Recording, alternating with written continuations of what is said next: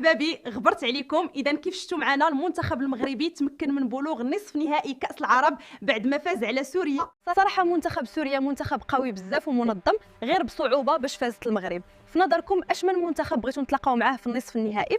قولوا لي في التعليقات اشمن منتخب كتفضلوا نتلاقاو معاه في نصف النهائي. شخصيا كنفضل الجزائر، ليس حبا فيهم او كرها في الامارات، لكن الديربي المغربي له طعم خاص.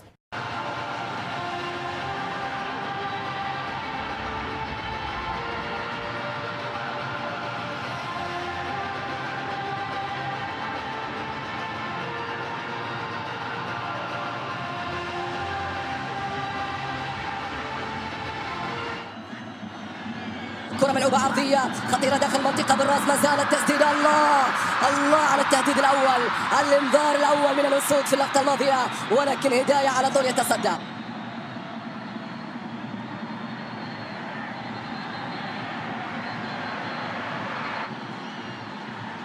من الجهة اليمنى بولكسود يتقدم فيها بولكسود، بعد ذلك كرة عرضية خطيرة داخل المنطقة بالراس. الله يا الله على كرة في منتهى الخطورة، يا الله على تصدي، يا الله على التألق من جانب هداية. شالها وحولها إلى خارج الملعب، تشعر وكأنه إعصار مغربي، تشعر وكأنها عاصفة.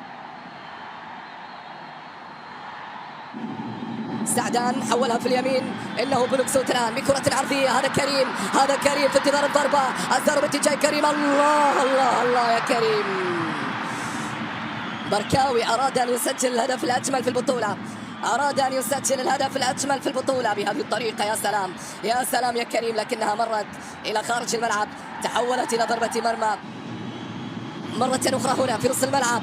ممتازة للمنتخب السوري، انه محمود يتقدم يصوب يضرب، ولكنها الى المهدي بن عبيد.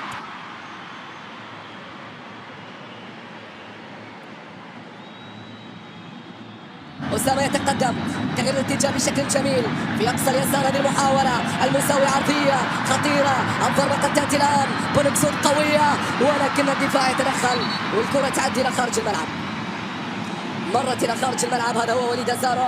قوية كانت الكرة العرضية مغربية. الله يا كريم يا كريم يا كريم، وينها بعيدة يا كريم.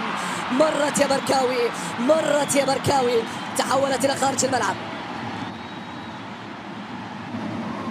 كرة ترجع هنا من جديد في نص الملعب، جميلة رائعة. شويعر حاطها.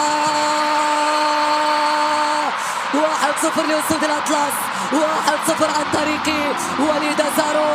هناك مهمة لم تكتمل، هناك مهمة لم تكتمل.